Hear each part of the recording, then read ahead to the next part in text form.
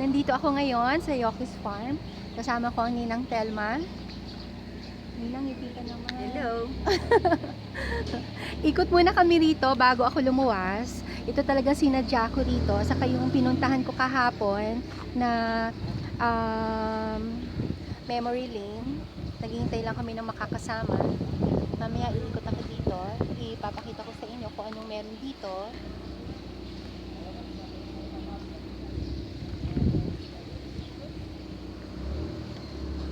May zoo sila rito, mayroon silang maliit na zoo, mayroon silang mga sari-saring hayop din doon. Saka maganda rito, meron silang may farm doon sa bandang likod, pero kakabukas lang nila, siguro mamaya makakaikot na kami.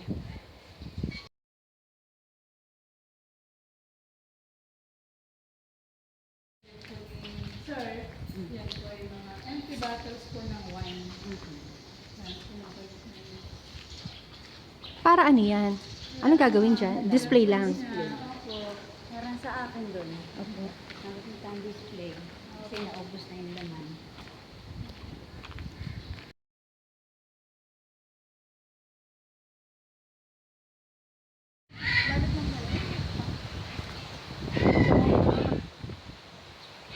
Ay, ayun, ayun Ninang, ganda oh. Oo, pag bumubo ka maganda, ito siya oh.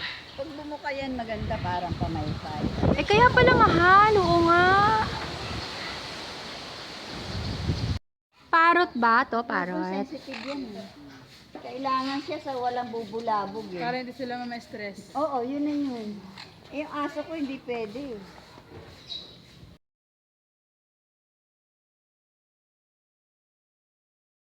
Yung kalaki ma'am is 175k to 200k. Talaga. Ang isa? O isang pares? Isa lang piraso. Isang peraso yun. Opo. Ngayon, nakapagbenta na kami ng mga 2 years old is 100k. Oh, yung maliliit pa. 100k mo. 100k. Kasama na dun ng Isa o papers. isang pares? Isa lang. Isa lang? Kasama na dun ng papers na. Ah, may papeles pala to. Para sa aso may papel. Oh, ang dami niya mga statwa, oh. Galing raw ito abroad. Miss, yung Buddha na yan, saan galing yan? Yan, oo. China. Mabuti na ibiyahe yan hanggang dito. Parang ang bigat-bigat yan, ano? Container, opo. Maglilipat ka sa ibang bansa,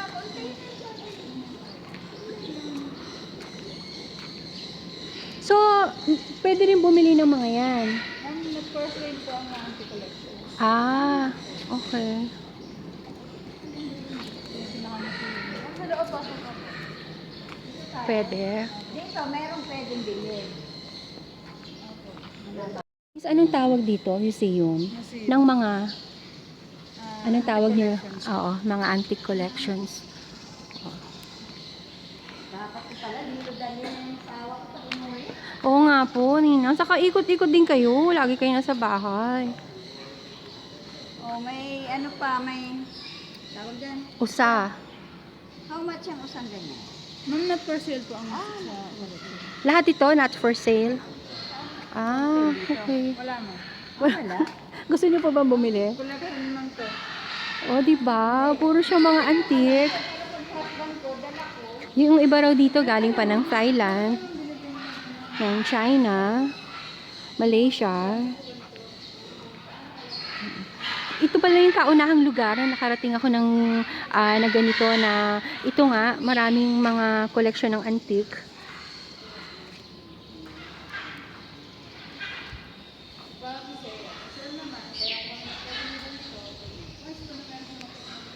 Lahat antique.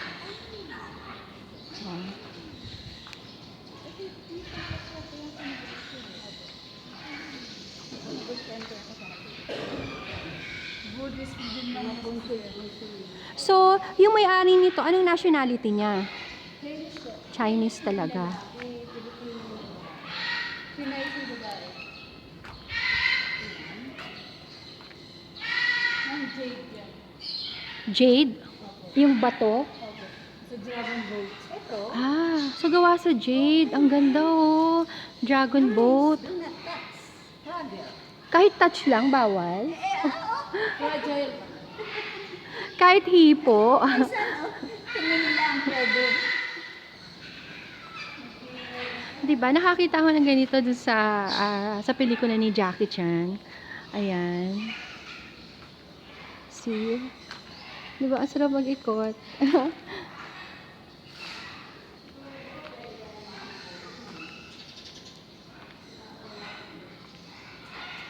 Oh, kung may mga anak kayo, dito sila masarap ipasyal.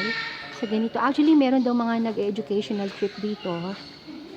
As in, grupo ng mga estudyante na talagang nagpapaschedule muna.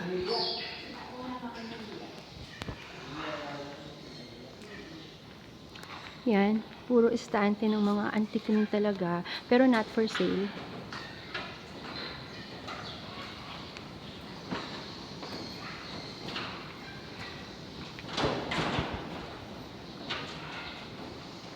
Tingnan nga natin.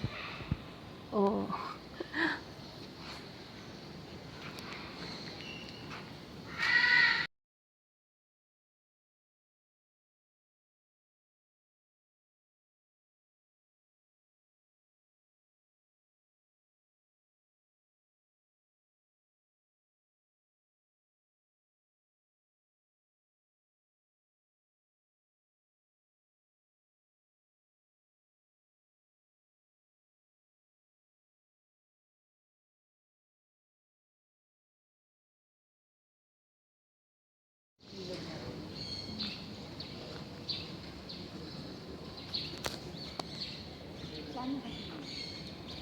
Ito naman yung last.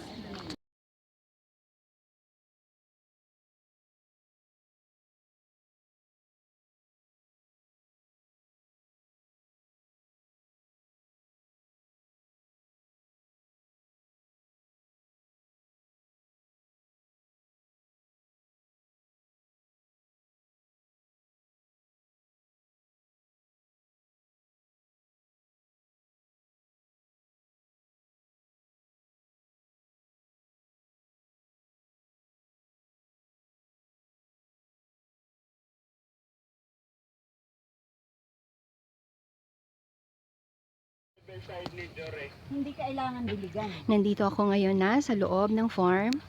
Unti-unti na kaming pumapasok. Doon. Yan. At syempre, meron kaming guide. Basta tusok lang kahit tuyo. Pero ang rosemary kasi na, ano, Dito masarap mag-spend pag wala kang gagawin. Oo. Ako kasi sa edad ko ngayon, hindi ko nahilig ang mag-beach. So, mga ganitong lugar na lang ang gusto kong puntahan. Ayan, ang kanilang ano ito lettuce. Nagsusupply sila sa Manila. May mga kumukuha rin sa kanila na dito rin nakatira. Pero mostly ang kanilang mga pananim rito, sinusupply nila sa mga malalaking restaurant sa Manila.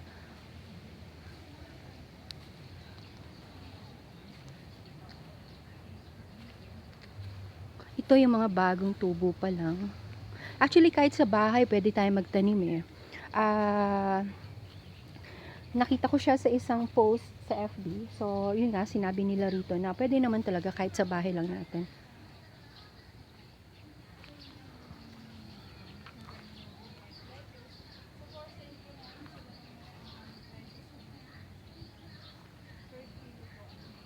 Ang laki.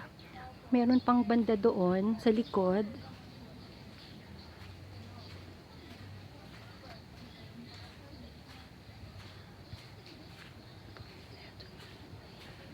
Ano ba ito? Lettuce din yata ito Pero iba lang ang kulay.